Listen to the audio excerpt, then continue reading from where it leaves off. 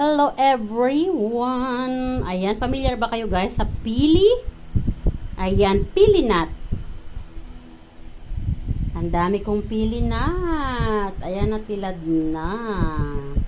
O, diba? Isang eco bag. Ayan. So, ako nga ay magbababad. Ibababad ko yan guys sa mga init na tubig. Ayan, para yung kanyang balat ay matanggal. Parang almond, no? But actually, mas masarap ito kaysa sa almond.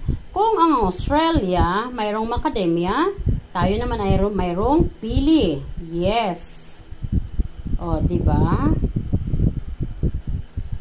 Ang sarap niyan, guys. At syempre, dito naman hindi pa natitilad. Ayan.